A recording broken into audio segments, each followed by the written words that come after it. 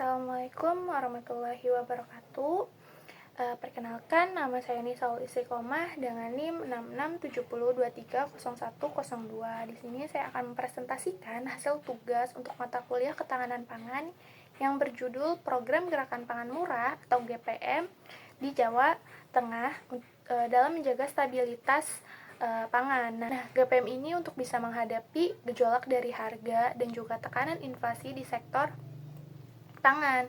Program ini juga merupakan wujud nyata ya kehadiran negara di tengah masyarakat ini dalam menjamin keterjangkauan dari harga pangan, menjaga stabilitas pasokan, serta juga meredam inflasi di tingkat daerah, khususnya di Jawa Tengah. Nah, angka menunjukkan pada tahun 2022 inflasi ini sebesar 5,51%, di mana inflasi ini cukup tinggi ya disebabkan oleh krisis dari global dan juga jolak harga pangan akibat perang antara Rusia dan juga Ukraina nih. Berapa pangan yang memang andil itu adalah minyak goreng yang memang pada saat itu melonjak drastis nih akibat krisis dari pasokan global. Cabai merah dan cabai rawit juga menjadi komoditas penyumbang inflasi terbesar dari sektor hortikultura. Nah, terjadi kenaikan harga beras secara perlahan pada tahun ini nih akibat dari gangguan distribusi dan juga iklim. Nah, pada tahun 2023, inflasi ini nunjukin penurunan sebesar 2,89%. Nah, beras ini tetap menjadi komoditas yang memang paling dominan menyumbang inflasi. Nah, beras ini andil kurang lebih 0,66%, serta komoditas lain yang emang ikut menyumbang inflasi ini ada telur ayam ras, daging ayam ras, dan juga cabai merah. Serta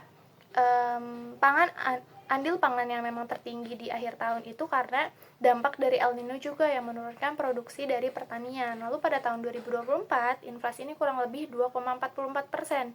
Ini relatif stabil ya, meski tekanan itu masih terus datang nih dari bawang merah, minyak, dan juga cabai merah. Tapi harga pangan pada saat lebaran juga nggak setinggi dari tahun-tahun sebelumnya.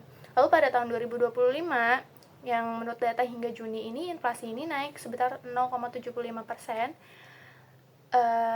Kenaikan ini signifikan didorong oleh harga beras dan juga bahan pokok lain. Nah, kontributor utama pada tahun ini adalah beras premium dan juga medium yang memang mengalami lonjakan akibat stok nasional yang memang menipis. Lalu juga harga internasional naik, telur ayam dan minyak goreng juga menyumbang inflasi menjelang semester pertama pada tahun ini. Nah, pemerintah ini ngimbangin dengan memberikan bantuan sosial dan juga intervensi harga melalui Badan Pangan Nasional. Nah, program unggulan dari Pemprov Jawa Tengah ini udah ada sejak tahun 2022 hingga 2025. Jadi GPM ini juga berkolaborasi nih sama pemerintah dengan Bulog, BUMD, dan juga petani lokal yang digelar rutin di 35 kabupaten atau kota di Jawa Tengah. Salah satu wilayah yang menjadi sasaran prioritas adalah daerah-daerah dengan tingkat kenaikan harga pangan tertinggi, kayak misalkan di Purworejo, Temanggung, Pekalongan, Sukoharjo, dan juga Pati. Nah, di lokasi-lokasi ini masyarakat tuh bisa memperoleh bahan pangan pokok kayak beras, minyak, cabai, gula, telur itu dengan harga yang memang jauh lebih murah nih dibandingkan dari harga pasar. Nah, pelaksanaan ini juga dilakukan secara serentak nih pada Maret 2025 hingga dilanjutkan secara bergelombang hingga Juli 2025.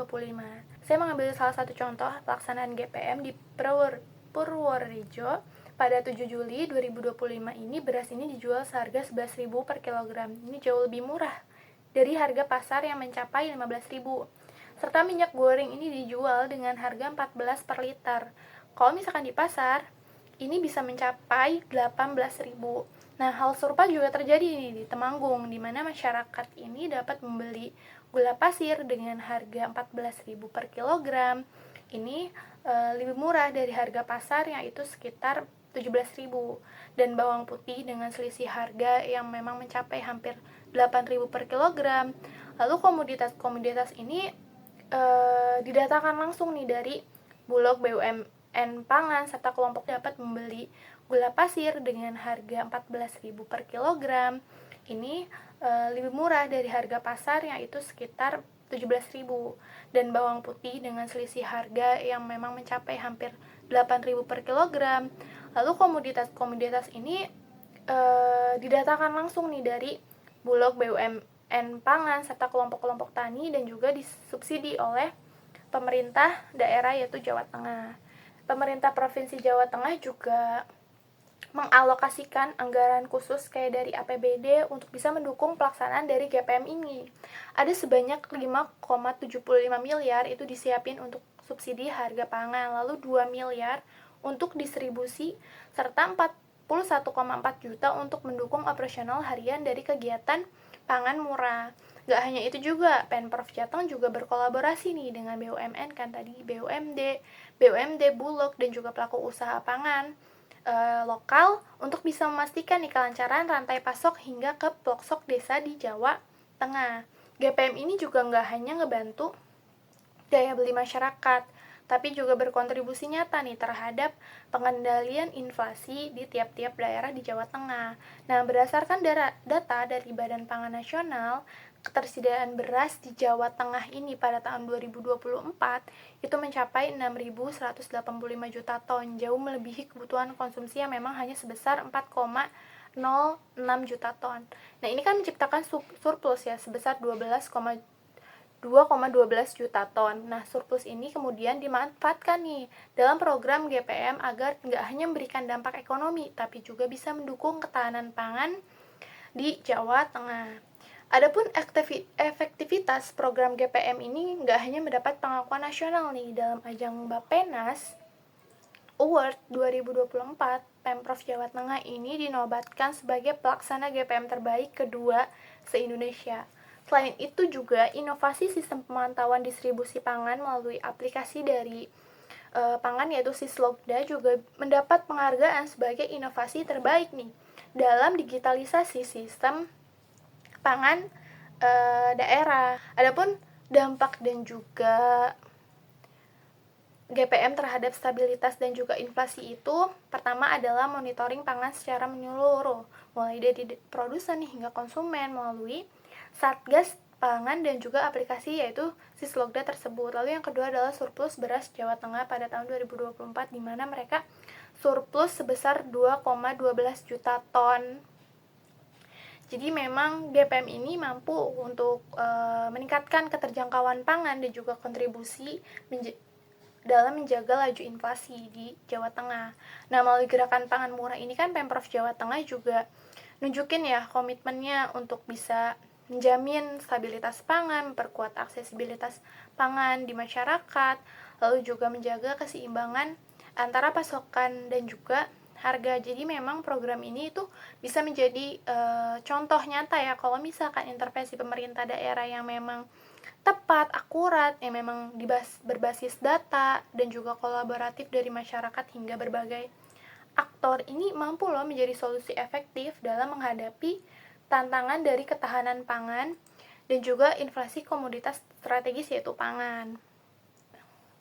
Adapun 3 aspek dari aksesibilitas, yang pertama ada stabilitas ketersediaan pangan. Nah, inflasi ini kan memang pada saat tahun 2022 ini kan cukup tinggi ya, dan juga fluktuasi di tahun-tahun berikutnya itu banyak dipicu sama keterbatasan dari pasokan komoditas, minyak, beras, cabai. Nah, GPM ini membantu menjaga ketersediaan pangan dengan yang pertama adalah menghubungkan langsung petani atau penyedia dengan konsumennya.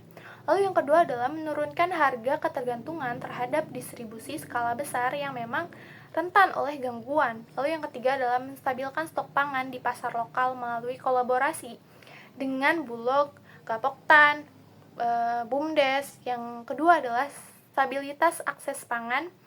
Inflasi ini mampu menyebabkan daya beli masyarakat tuh jadi meningkat karena terutama di kalangan rumah tangga miskin. Nah, GPM ini mampu nih mendukung keterjangkauan dari harga dengan cara yang pertama adalah menjual pangan pokok, beras, cabai, telur, minyak dengan harga subsidi di bawah harga dari pasar. Lalu yang kedua adalah menyelenggarakan pasar murah di daerah dengan tingkat kerentanan yang tinggi. Lalu terakhir adalah mengurangi beban pengeluaran pangan bagi masyarakat yang pada saat momen-momen tertentu seperti Lebaran, Ramadan, dan juga awal tahun. Yang terakhir adalah stabilitas pemanfaatan pangan, di mana ada kenaikan harga pangan. Ini kan menyebabkan masyarakat itu mengurangi konsumsi pangan yang bergizi dan juga beragam. Nah, GPM ini turut mendukung pemanfaatannya memang optimal dengan apa? Dengan menyediakan bahan pangan lokal kayak non beras seperti jagung, singkong, serta umbi-umbian.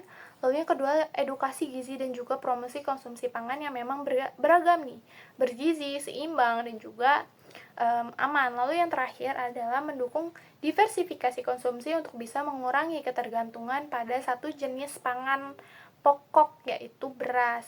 Mungkin itu saja yang bisa saya sampaikan, kurang lebihnya mohon maaf. Wassalamualaikum warahmatullahi wabarakatuh.